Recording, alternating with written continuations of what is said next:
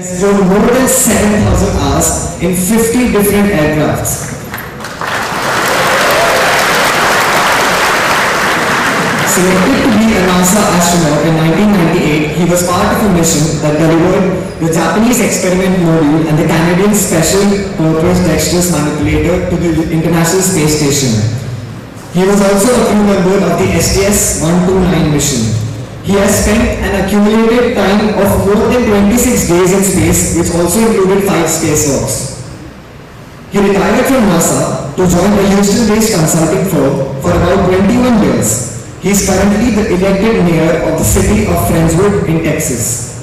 A result-focused individual who is known to inspire people of all ages and is also an efficient team leader. We welcome you, sir. Thank you.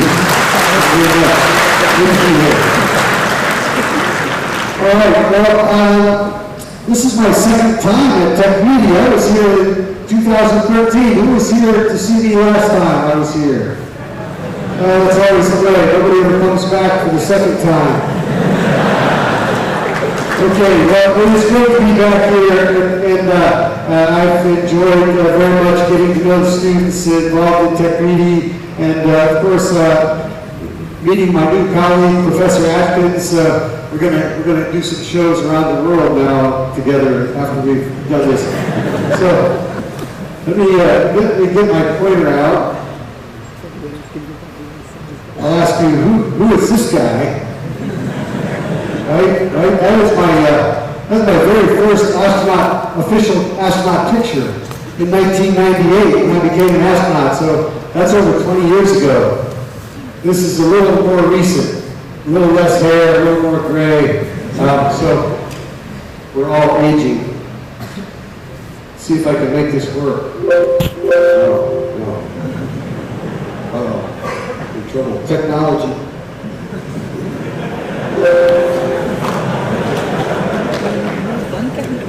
Somebody's at the door.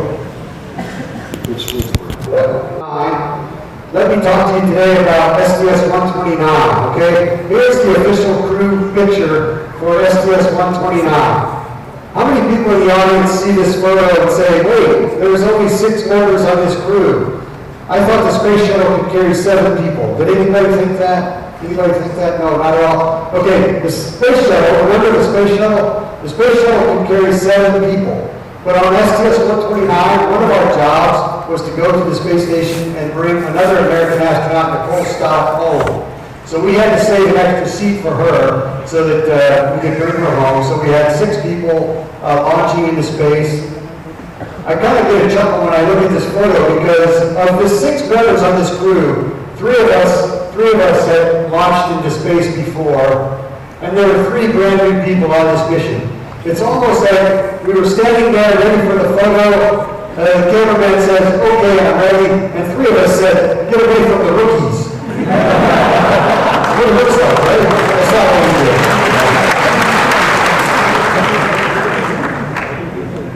If I can advance the slide, I'll talk to you about these people individually.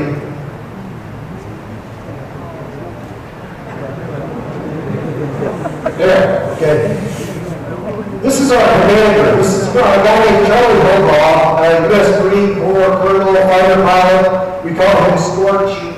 He's the boss. He's our commander, okay? In space shuttle days, we have a commander and a pilot. The 2 people flying the space shuttle, commander and pilot.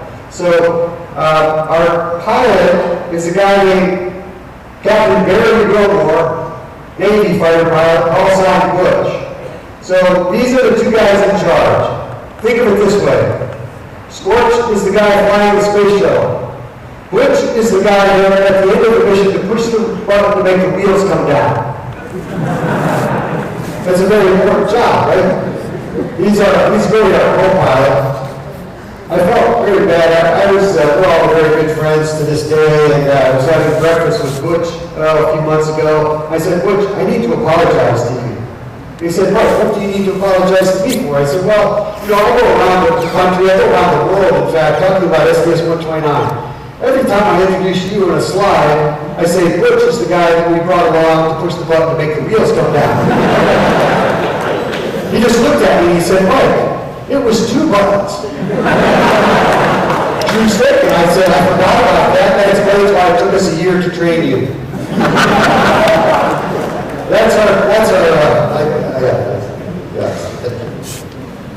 That's me. You already know enough about me. I went to the Naval Academy.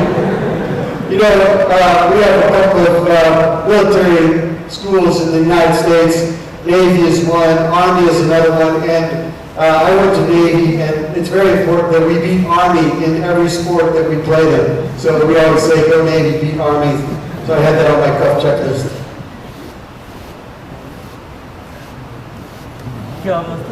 Doing some maintenance while we're working here. This is Leland Melvin, another mission specialist on this crew.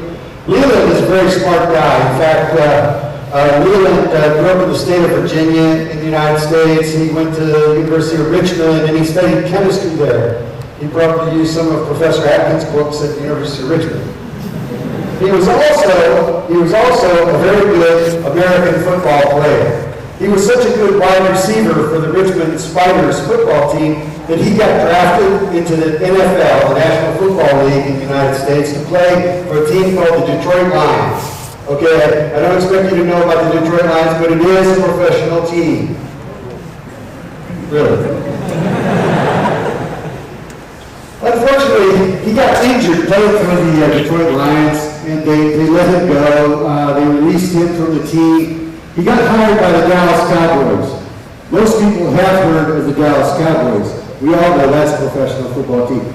He went to the Dallas Cowboys. He played for a short amount of time, but unfortunately he got injured again. After his second injury, they said, Leland, we don't think you're going to have a long career playing professional football because of your chronic hamstring injury issues. So we think you should probably go somewhere else and get a different job. He said, well, okay. I have a chemistry degree. I'll go back and I'll go to work for NASA. We have a research center in Langley, Virginia, and that's where Leland ended up working. And he worked there for about 8 years. During that 8-year time, he went back to school. He got a master's degree in material science. He's an expert in fiber optics. A very smart guy. Then, one day, he decided, hey, I think I'll apply for the astronaut program. Let's go back to me for just a second. I wanted to be an astronaut since I was 8 years old, okay? Growing up, I decided to be an astronaut. I went to the Naval Academy. I became a test pilot. I had this master's degree in engineering, and I pursued this dream of becoming an astronaut. And I applied to NASA 8 times, okay? The 8th time I applied to NASA, I got to Houston for the interview to be an astronaut, and I met Leland Melvin. He was in my interview group to interview to be an astronaut. At that point in time, I had wanted to be an astronaut for about 32 years. Leland had wanted to be an astronaut for about 32 minutes. Leland decided one day halfway to be an astronaut. Yes. Fortunately, we both got selected in 1998 to be astronauts. Unfortunately, I don't like Leland very well because, 32 minutes, I had to wait, he's better looking than me, all these reasons. But no, actually, Leland and I are very, very good friends, and it was very fun for us to fly in space together, having been astronaut classmates and getting assigned to the same mission. It was a lot of fun. I like the fact that Leland now, he goes around the country, around the world, and he sort of talks to people, and he says, well, I was a professional football player, that didn't work out, so my backup plan was to be an astronaut. Oh, thank you. This is Randy Bresnick. Randy Bresnick is another Marine Colonel fighter pilot, call sign Comrade. Randy came to NASA in 2004, actually hired to be a space shuttle pilot astronaut, meaning he was initially getting all that training that Butch was getting to push those buttons to make the wheels come down, and he could have been assigned as a pilot on our mission. But we also gave Randy spacewalk training early in his career as an astronaut, and he did such a good job at the spacewalk training that we said we should put Randy on as a mission specialist. In the space shuttle days, we did not allow our commander or a pilot to go out and do a spacewalk because we didn't want them to get injured and not be able to fly us home.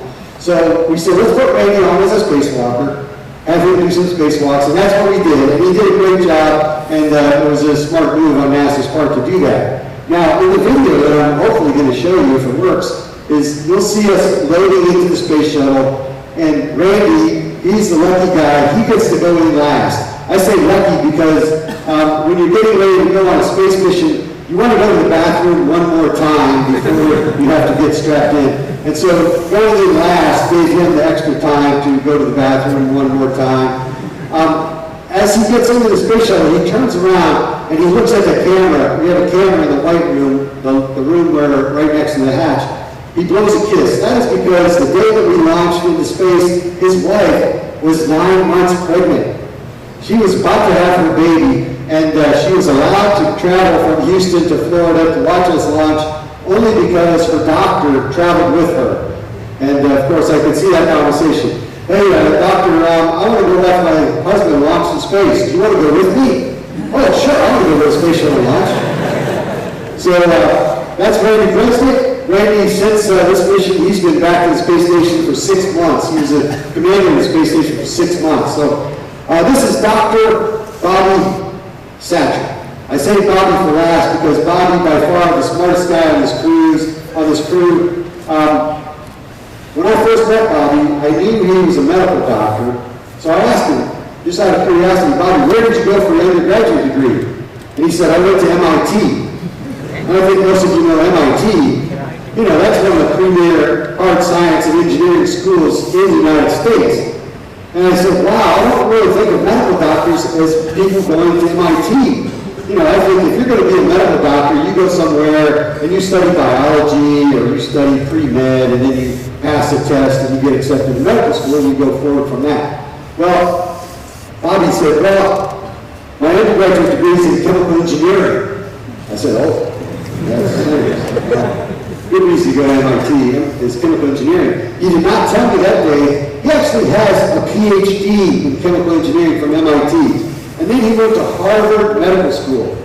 So, in case you don't know, both of those schools in the United States are both in Boston, Massachusetts. So, when I found out that he had a PhD in chemical engineering, I said, Bobby, how did this work? Because you're not old enough to get a PhD in chemical engineering, go to medical school, spend 5 or 6 years in an orthopedic surgery residence, gain that experience, and become selected as an astronaut. You're not old enough. He said, well, you know, after I got my undergraduate degree from MIT and I got accepted to Harvard, MIT let me come back across town and work in the laboratory on my PhD.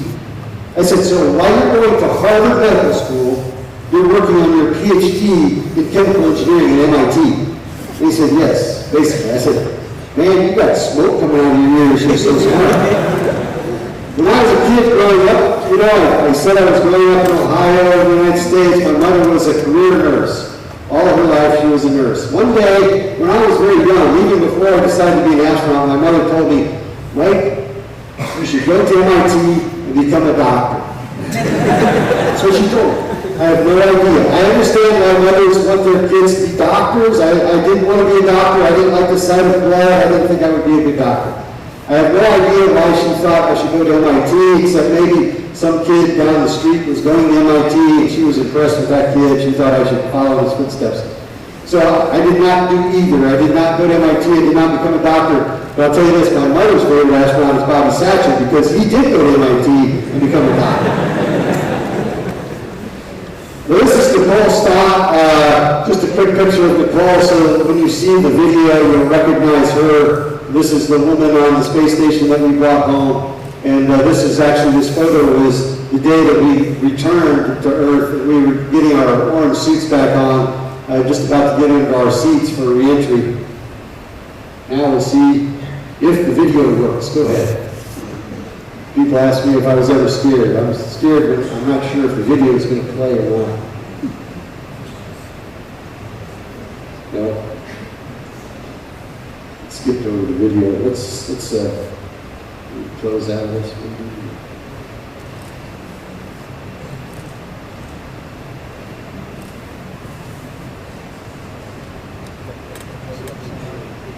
The video is supposed to be right here.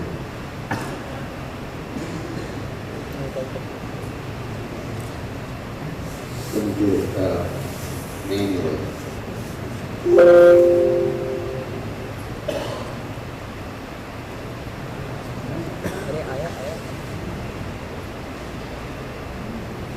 Good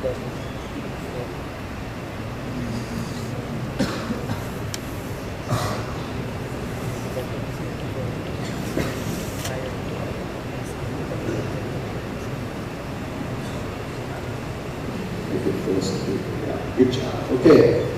So here we are. This is the space shuttle Atlantis. This is the vehicle that we flew to space. This is the morning before launch. They're getting the space shuttle ready for us. We're all suited up in our orange suits here. Some people will applaud anything. Beginning with this Astrovan. Astrovan is legendary. It's been taking astronauts to the launch pad for decades. So we ride out to the launch pad, we get out, it's very quiet out there at the launch pad, nobody wants to be near this rocket full of rocket fuel. We're wandering around looking for the space shuttle. Here it is, over here. Here's our commander, Scorch. He goes in first. I went in second, that's me. Here's Butch, our pilot. Here's Leland and Bobby, they're posing for what they hope is not one last picture. And then Randy, blowing a little quick. Firing chains armed. Sound suppression water system activated. T-minus 10, 9, 8, 7, 6, 5, 2, 1, 0. Lift off of Space Shuttle Atlantis.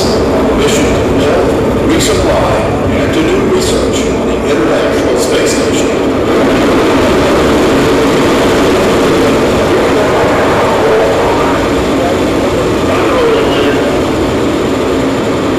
Pretty wild ride on the space shuttle. Definitely a big scary weather. But when we lift off, let's all rocket boosters light off. We have space shuttle weighs 3.5 billion pounds, but we have 7.5 billion pounds of thrust. So when the solid rocket boosters light off, you definitely know you're going somewhere. You just hope it's not Disney World. After about 2 minutes and 10 seconds, these solid rocket boosters would come off. We continue to space on the 3 main engines. Get to space, 8.5 minutes later, we're traveling 17,500 miles an hour. We get out the camera and start making this video. Here's somebody's helmet pad. We had to fire some thrusters to circularize our orbit, so when the thrusters kicked off, that pad comes flying back. Randy makes a nice catch. Leland's down on the mid-deck, getting changed out of his orange suit into some more comfortable clothing. It takes us about 6 hours to convert this rocket into a spaceship now. We're turning on the galley, turning on the bathroom. That's me. Hard to see. I like to look good though, so better. Our destination was the International Space Station, and when we first see the space station, when we're in orbit with it, it looks like a really bright star, but as we get closer and closer, it gets bigger and bigger, and when we're right up next to it, it's so big compared to the space shuttle, it looks like the Death Star. This is 28,000 pounds of cargo that we delivered also during the mission. We did this flip maneuver so that the astronauts on the space station could see our tiles, make sure we didn't have any damaged tile surfaces. And I'll let you listen in here what it takes to get docked, but remember, both vehicles traveling 17,500 miles an hour. We get ready. Out the window. When I saw the motor. Ready. It's going 18 inches.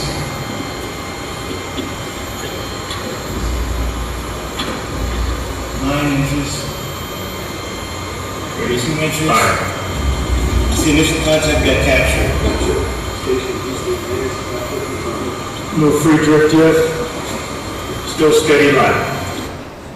So we get docked to the space station and we open the hatches and float inside. There were 6 astronauts and cosmonauts already on the space station, but still we had this little mini reunion. Now our pilot, Rich, he wanted to capture a video tour of the space station, so he grabbed Jeff Williams, the space station astronaut, with a camera, and they're floating through. This is the Russian end of the space station where the Russians work, and their laboratory, and some of their compartments at the Russian end of the space station. Here's where the Russians keep all their junk right here. This is the airlock. We're getting ready for the first spacewalk. This is a Belgian astronaut, that's Frank Davina. This is the US laboratory that we're in right now. Here comes Canadian astronaut Bob Thirsk. To the right, you're going to see the European laboratory called Columbus, and to the left is the Japanese laboratory called Kibo, which means hope. Float down through this tunnel, try not to get claustrophobic for a second, and try to figure out which way is up. Jeff Williams has a hard time. Which way is up? Which way? There's our commander. I never see him doing any work. Up to the flight deck Atlantis, all the controls and displays are powered down while we're docked to the space station here. Our mission entailed doing 3 spacewalks, so we were getting the suits ready for the first spacewalk. Here's Bobby and myself with Nicole and Butch in the airlock with us getting our suits on. You want to have your helmet on nice and tight before you go out in space. I'm ready to go, so. Right outside, beautiful views from outside the space station. I tell the astronauts that stay inside. The views from inside are pretty good. The views from outside are just amazing. Through that full visor, yeah, there's that picture that I showed you, Go Navy, Beat Army. We delivered this S-band antenna, so I'm unbolting this antenna from the sidewall of the space shuttle. Bobby Satcher had the easy job. He is attached to a robotic arm, and they were bringing him over towards me. That's from his helmet camera. Bobby, I think he took a record, 376 still pictures while they were driving him around. And Leland and Butch are inside, maneuvering him, controlling the robotic arm right there, bringing him close enough to me. We hand off the S-band antenna. They took him over to the space station, and I crawled over to the space station, and we attached the antenna outside.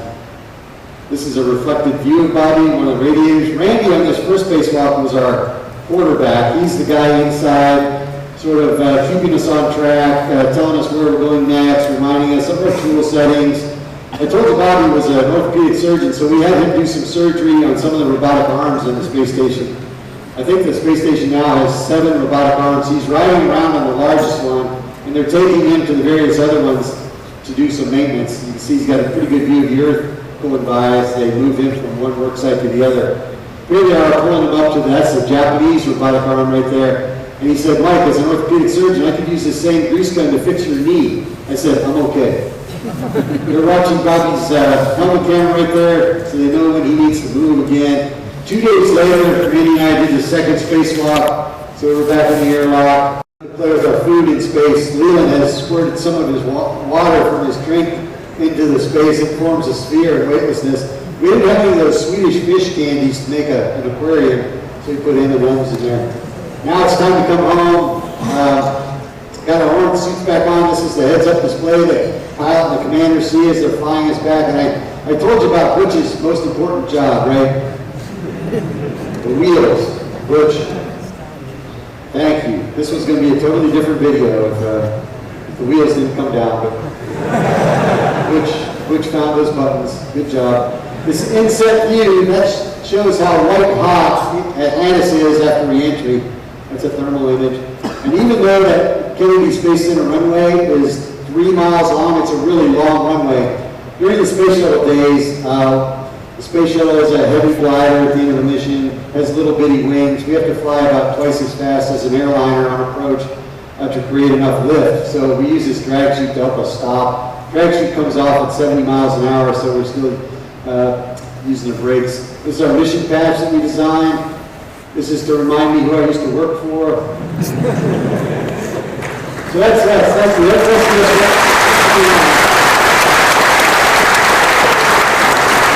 71 times, and we traveled about 4.5 million miles. I do have a few more slides, just showing some of my other spacewalks. This is STS-129. I can tell on my photos of spacewalks, if I have solid red stripes around my legs, on my shoulder, that's STS-129 because solid red stripes means that's the lead spacewalker, which I was on STS-129. Go ahead. Here's another STS-129 photo of me working outside in the payload bay, getting ready probably to unbolt that antenna, S-band antenna. Go ahead. This is my first launch. This is a picture of the STS-123 launch. You know, it's kind of an interesting thing. The mission that you just saw, the video, we launched at 2:28 p.m. for STS-129. STS-123, we launched at 2:28 a.m. This is kind of an interesting factoid, I guess. Nobody really cares about except I. This is 2:28 in the morning, STS-123. Go ahead. Here's getting ready for my very first spacewalk. Notice on STS-123, I was EVA number 3, which has broken red stripes. So you see on my shoulder there, the broken red, and maybe you can see my leg there down, broken red stripes. That's Peggy Whitson. Peggy Whitson holds the record for female time in space. She's been in space 667 days total in her career. Go ahead. But here we are getting ready to go on my first spacewalk, I think, with Rick Linehan was my EV1. He was a lead spacewalker on STS-123. Go ahead. There's Peggy, that's Rick at the top, that's me at the bottom, and that's Bob Benkin, another spacewalker on STS-123. Don't tell those other guys, Bob Benkin's my favorite spacewalk partner, okay? Of the 4 spacewalk partners I've done 2 spacewalks with Bob, and he's my favorite. Go ahead. There's an STS-123 picture back in the payload day doing something. Flexing my muscles. And I think that's the last slide. So if you want, we can bring up the lights and do some questions maybe.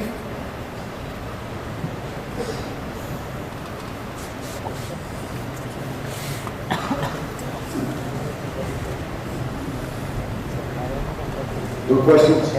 Okay, thanks.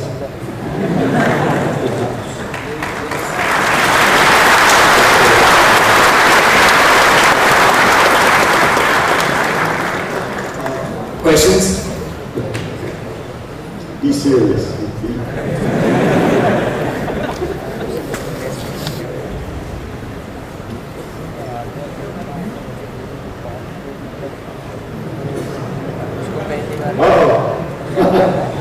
I'm in trouble. I heard the question seemed to ask Professor Atkins.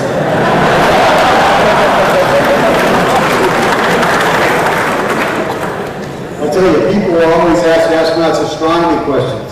So I tell them, usually, hey, I'm not an astronomer, I'm an aerospace engineer. I can't really answer your question. So what do? They ask me an aerospace engineering question. I said, well, I can't really answer that either.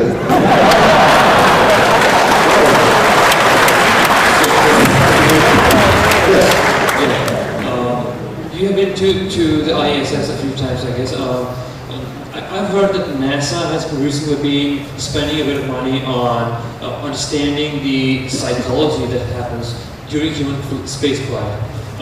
And they say it's important for Mars mission.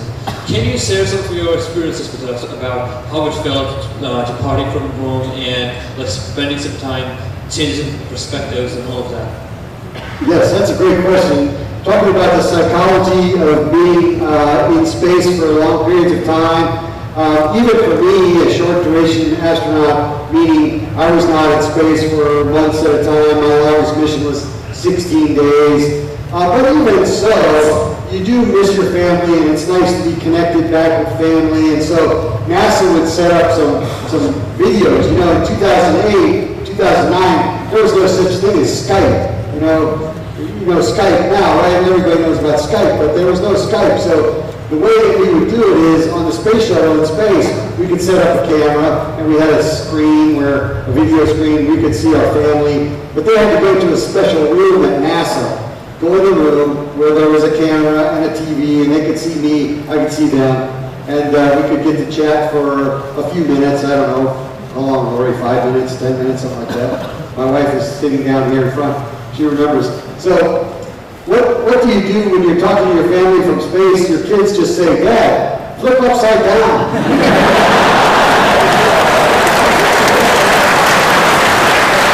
Folks have other hands as well. But my point is, it was important to have that interaction. And now the astronauts that are there for 6 months at a time, they can call home every day.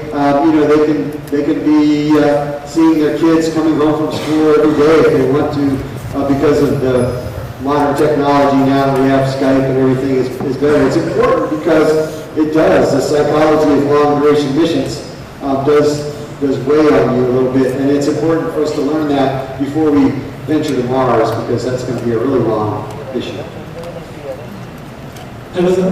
Have you ever been in a dangerous situation out of the space? Can you describe anything? Say that again, please. Have you ever been in a very dangerous situation out of the space? And what did you do to reduce that? Well, I never felt like I was in a very dangerous place in space, believe it or not. I always felt that we were very well trained, even though we had some issues that came up every time you go to space. Nothing works exactly the way it's supposed to. Some little glitches here or there. You have these contingencies, and we planned for those. So I always felt like no matter what was going to happen, we were pretty well prepared for it. So I will tell you this: on my first mission, when you saw us launching in the middle of the night, I was in Randy's position on this crew you just watched. I was on the flight deck. I was sitting between my commander and my pilot, and as soon as we launched, the master caution lights come on. There's this beeping in our headsets telling us there's a problem, and I thought, my gosh, I thought this was going to be a lot easier than being in a simulator where every day in the simulator is a bad day because something is always happening bad to you in the simulator, so that you're trained and you're ready to handle the emergencies when they come up. So I was sort of thinking, oh, this is going to be great. I'm just going to get to watch the space shuttle fly us to space. But no, as soon as we left the launch pad, these master caution light come on, honk, honk, honk. And it's bright because it's dark, of course, in that night launch cockpit. So these bright red lights are flashing in our faces, and my commander reached up, he pushed the button to turn the light off, turn the sound off so that we could sort of have a little bit of peace and just try to figure out what was going on. But our training was right there, and we knew that it wasn't a big issue and we could deal with it. In fact, our capsule communicator, Capcom, the guy from Mission Control that talks to us, he said, hey, Endeavor, no issues, we'll deal with that problem once you get to space. So, we are all taking a little bit of a sigh of relief like that, but I always felt like our training was so, had us prepared so well. There was nothing really to be too concerned about. I know you want some death-defying story about where I was. Sorry, I don't have that. My wife's glad I don't have that. Hello? Where are you? Oh, back there. Okay. I'm curious to know, what kind of food you carried when you went to space? What kind of food? You carried when you traveled to space? I took the foods that I liked from the NASA menu. When I was presented with the NASA menu for me to choose what I was going to eat in space, there were over 200 things on the list. Okay, I'm talking about main dish, side course, dessert, snack, drinks, 200 things to choose from. So I had trained a little bit on what NASA's food tasted like. I tested them. So I picked the things that I knew I liked. And the food was very good. It was like chicken strips, chicken strips in a kind of a sauce was one of the things that I liked. We had smoked turkey. We had chocolate pudding cake, very good one, chocolate pudding cake.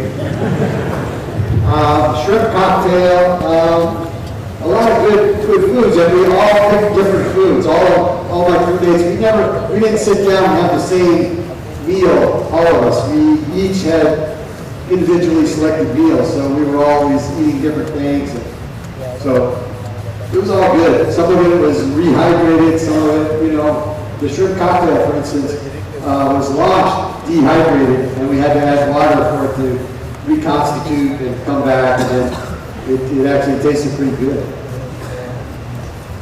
Hello, sir. Yes, two questions at the same time. So what exactly are the differences between the orange and white suits you're wearing when taking off and in space? Well, the orange suit is a pressure suit that protects us as we launch. If something happens during our launch and we lose cabin pressure in the space shuttle, that suit will protect us to a certain altitude. It won't do a very good job all the way to space, but it'll do a pretty good job to 100,000 feet or so. So it protects us in case of that problem. It also is a good search and rescue. That's why it's orange. In case we end up somewhere in the world where we didn't plan to be, you know, we had a parachute in the space shuttle. We could jump out of the space shuttle if we really had a problem. We might end up in the Atlantic Ocean. So we wanted to wear bright colors so the helicopter pilots could find us, pick us up. So that's what that suit primarily was for, was protect us during launch and entry. The white suit, think of the white suit as a one-person spaceship. It's a suit, yes, but really, it is like a one-person spaceship. We get in that suit, go outside in space. It provides everything that we need. It keeps us cool. It has electricity to power the suit, to power the radios. It has oxygen tanks, obviously, and it has a system to pull the CO2 out of the oxygen that we exhale so that we don't get a buildup of CO2 in the suit. So it's really a one-person suit. It weighs 350 pounds, by the way, so it's a very heavy thing, and it's an amazing piece of equipment, phenomenal, actually. Last question. Hello, sir. Yes. Like last week we had a successful demonstration one mission of SpaceX Crew Dragon. So if we see one side we have a space shuttle, and then there are 1,000 of buttons and many CFD screens and all that. And one side we have a very clean 4 seats and big touch screen. So what is your opinion on that new crew vehicle design, and in which vehicle you will be more comfortable flying? Well, I guess it's a little difficult to tell people that we're progressing when we go from a capsule to a space shuttle back to a capsule. But really, I think we learned during space shuttle days that the space shuttle was sort of an inherently dangerous design, that foam could come off of our tank and, like in Columbia's case, damage the vehicle and we lose the crew. So I think going back to the capsule is the best way to go. We've also learned that we don't really need a space shuttle. We don't need a pickup truck to take people and equipment on the same vehicle. We can launch our equipment to space on a different rocket. Once the equipment is in space, then we can launch the crew, and then the crew is obviously on a different type of rocket. You know, human-rated rockets have to be very, very, very safe, right? A cargo rocket does not have to be as expensive and safe as a human-rated rocket. So we save money by sending our equipment on cargo-rated rockets, and then get the people up there afterwards. So I think I'm very proud of the fact that we have SpaceX and Boeing both working on new vehicles that build capsules to take our astronauts back to the space station. And space is a great place to be. It's a great business and very bright future going to space. So, hey, thank you guys very much. It's been a great audience, and it's great to be back.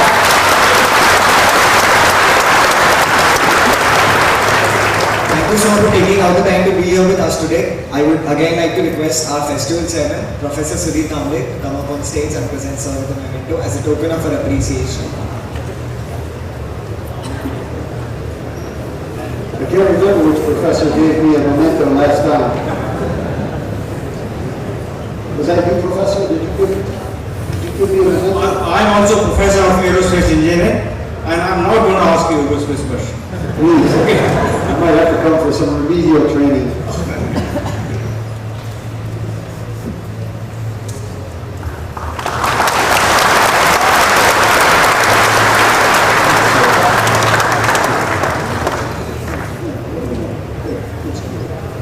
Thank you, sirs.